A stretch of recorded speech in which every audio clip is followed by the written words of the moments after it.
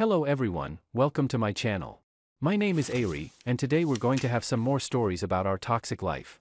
But before we start, it would be so much appreciated if you would subscribe to my channel, like the video, if you enjoy it, and maybe leave a comment down below. These simple clicks would mean a lot to the future of this channel and really reward the effort that I put in every day. And now without further ado, let's go. Today's first story. In this story, OP married their wife, unaware that she maintained a secret relationship with her felon ex-boyfriend while he was in prison. She hid the fact that he was due to be released on their second wedding anniversary, even lying about her whereabouts. The wife's deception continued for several months until she claimed to be pregnant. A DNA test revealed that he was not the father, leading to divorce proceedings. The wife moved in with her baby's father but was eventually kicked out. After giving birth, she had a breakdown and was hospitalized in a mental health facility. The baby was taken into Child Protective Services, and the author has chosen not to date again, focusing on self-improvement and self-acceptance. Now let's get into the story. This actually happened to me, and it makes me believe karma is real. I married my wife when I was 24 and she was 28. She had a boyfriend that was in prison for 5 years by the time we got married, for obvious reasons. I assumed that they were broken up without any chance of ever seeing each other again. She didn't tell me that they'd been writing each other letters and talking on the phone every week since he was locked up. She also never told me that he was scheduled to be released on our second wedding anniversary. I know she knew about it because she made up an excuse to leave the house alone that night. She went so far as to fake a phone call with her mom claiming they needed help to move something heavy. I was a fool for believing her without question. I let her go that night without knowing that she was his ride to where he was staying.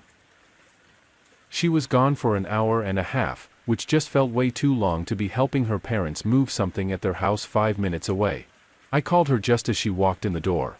She looked very pleased and amused.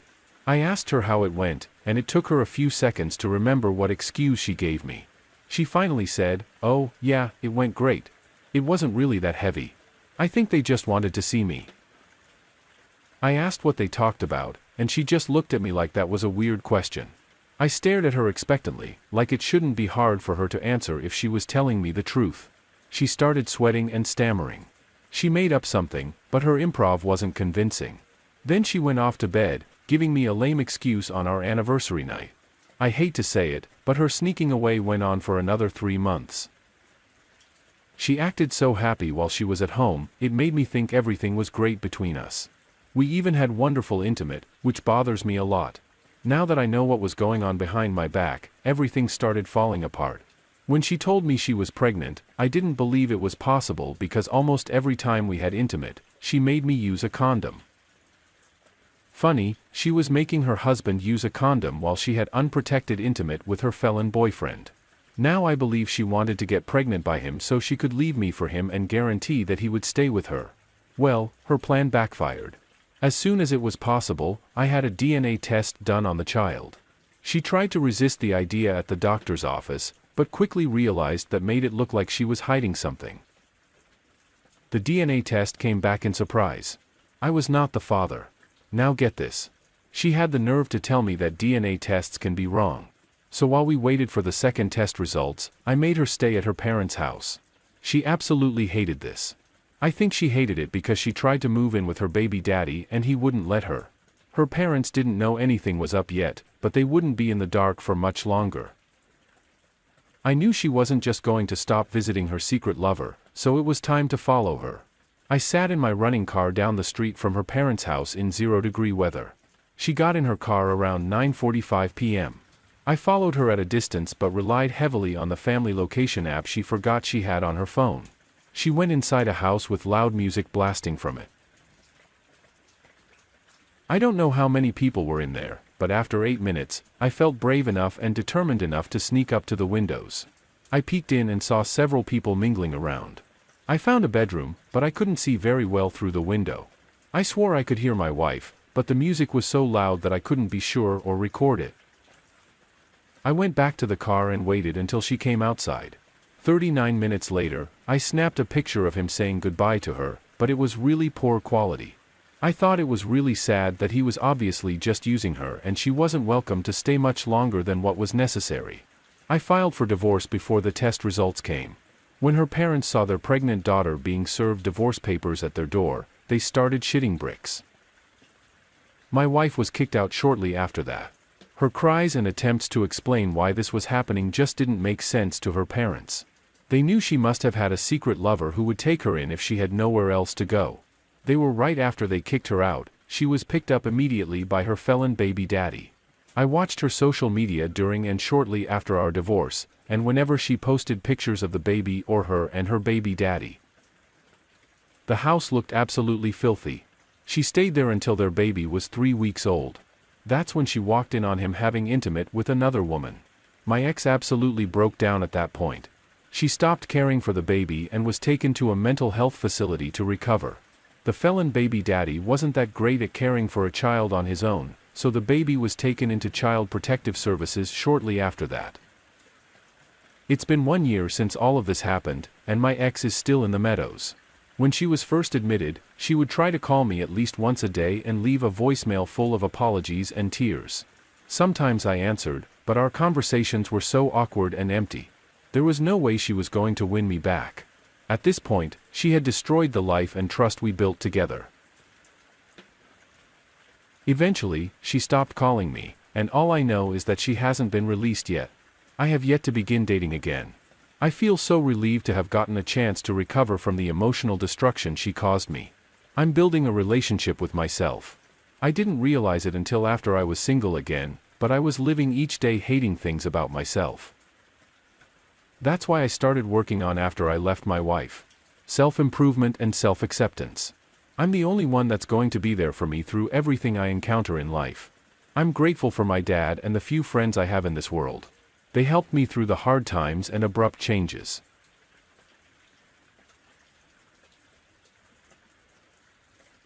Today's second story.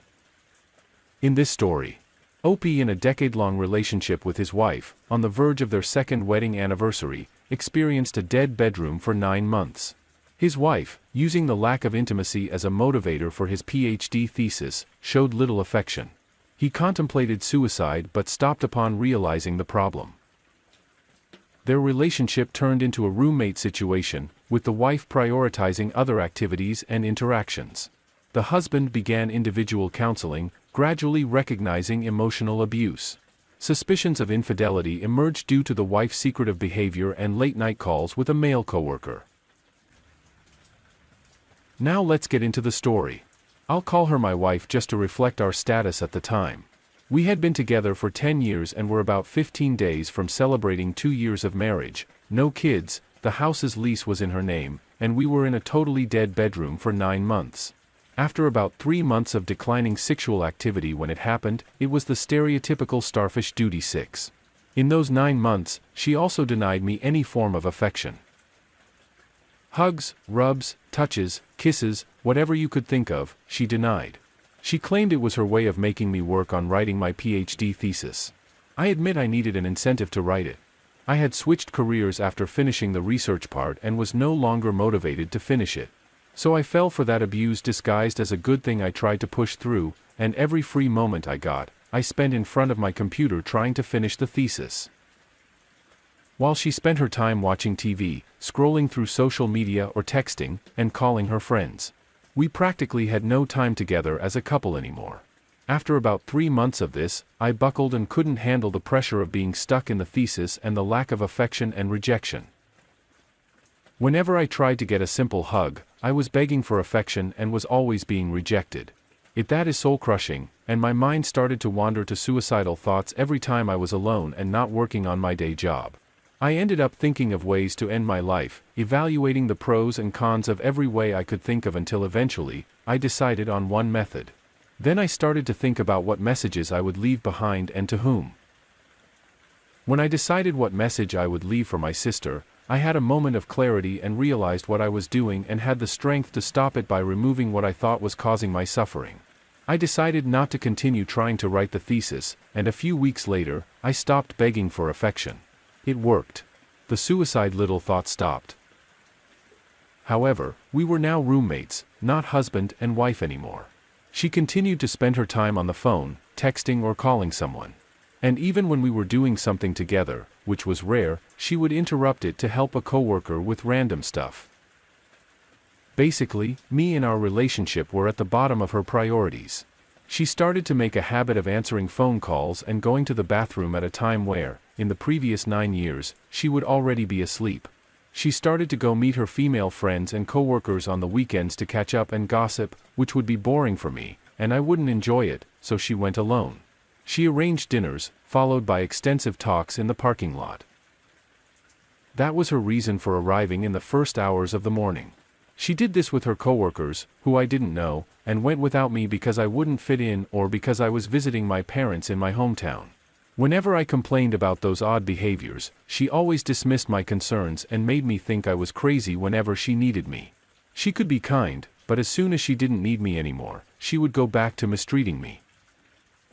The only 2 weeks in those 9 months where she was sweet and fooled me into thinking we were back to normal without sex, but with affection, was when she asked me to work on a chapter of her PhD thesis. It had to do with programming, and she knew nothing about it. As anyone remotely well-balanced can see, I was being used and abused left and right, but I couldn't see it at the time. Even if you pointed out everything wrong about our relationship, I wouldn't recognize it. And if you dared to insinuate she could be cheating on me, I would be really mad at you. I started to open my eyes 1 year ago today. We were on vacation on a beautiful island in the Mediterranean and I was convinced we were celebrating our 10th anniversary together. Yes, we were in a rough spot. To be fair, our relationship was already dead, but I couldn't see it at the time. But she always made a point to celebrate all the dates and gift exchange was really important to her. By the way, I'm not that into exchanging gifts and have disappointed her in that department before. For our 10th anniversary, I had bought her something special and never thought she would let it go despite our recent struggles. Well, the day came and I suggested going to dinner at a restaurant instead of eating in our apartment as we had been doing all the previous days. She started berating me, saying it was a dumb thing and why would we spend money when we could eat perfectly well at our apartment? I told her that that day was a special day, but I didn't tell her it was our 10th anniversary. Apparently, she forgot why that day was special. At the end of the day, I hid her present below her pillow, hoping that when she found it, she would remember what was so special about that day. Well, she found it, but didn't understand why I gave it to her. It was not usual for me to give her gifts out of the blue. Then I realized she had forgotten all about it. It might seem trivial, taking into account all the other stuff, but when she forgot about it, I was hurt and broken, even more, so than I already was until then. But if you asked me at the time, I wouldn't have thought I was broken. We might have had a few little problems. Yes, but everyone has them, right? Dumb me talking. On that day, I decided to look for help and I started individual counseling without her knowing. To try and solve what I thought was our main problem, our dead bedroom. I was so wrong back then. Looking back, the dead bedroom was the least of our problems. But what's important is that I made that decision and I started individual counseling. As soon as we got back from our vacation in individual counseling, I slowly started to realize all the abusive things I had been put through. But I still wanted to fix things and make us work and go back to being happy like before. The idea of her cheating on me crossed my mind, but I quickly discarded it. There's no way she would do that. We are only in a rough spot. There's a million innocent reasons for her behavior. It took me about 3 months of weekly individual counseling and more episodes of complete disrespect and even boldness. Or is it that she got too comfortable to properly hide it? To start to consider cheating as an explanation for her abusive behavior? Do you want some examples? I know you do. She kept her phone to herself, always in her hand or sight, with the front facing down. And she took it wherever she went, even in the bathroom. She didn't do any of those things before. Whatever the activity we were doing together. No sexy things. Remember dead bedroom? She would stop to answer her coworker and help him during a more stressful and busy period. Today he needs my help, tomorrow I might need his help. That was her explanation. On my birthday, we went partying at a club, the good old times where there was no COVID-19 with a few of my old and they also became her friends. She was constantly texting on her phone and even answered a call at around 3 in the morning claiming it was her female friend Emily, fake name. But eventually, early in the call, I figured out that she had lied and that she was not talking to Emily. Who the hell calls anyone at 3 in the morning? Especially a married person. Why would you take that call? Why would you lie about who it was? Why are you talking on the phone for about an hour with this mysterious person at 3 in the morning while we were celebrating my birthday with our friends who we don't get to hang out with much because life happens? I think you all guessed who it was and you are right. But I didn't know at the time and didn't even suspect. I just thought it was one more disrespectful thing. On another occasion, we were talking about going to the cinema that Friday night because it was the last opportunity to watch a movie we wanted to see. On that day she said she was tired and didn't feel like going out. She wanted to stay home and chill on the sofa. I understood that and it was okay for me. So I also stayed at home. After dinner she got a call from her male friend from work, the same from the other calls, and agreed to go out and have coffee and gossip about some impending changes in their departments. Not even an hour had passed since she had said she was too tired to go out. I told her I wouldn't stay home while she went off after trashing our plans and I would go to the cinema and watch a movie anyway. I bet that's not the reaction you were expecting, but believe me, I could have totally stayed at home and not had any fun. That was how I had some of the fun I had planned to have. Who are you? Me? From the past, of course. She immediately changed clothes and got into a beautiful summer dress. Pretty easy to pull up, if you get what I mean. And then she went with him. Yes, he picked her up near our building. No, I didn't get to see him. Yes, I was dumb. I was pissed at the disrespect, but then again, cheating was at the bottom of the list of reasons I could think of. I returned home from the movie and she wasn't there. I called, no answer. I called again, still no answer. I sent her a text. She replied saying this is no time for a girl to be out. I'll be home in half an hour. I decided to wait by the window to try and get a glimpse of the car and guy she returned with. She came back about 2.5 hours later. I did get to see the car and I even heard some things she said to him while outside the car. And what I heard immediately reminded me of the way we would say goodbye to each other when we were starting to date.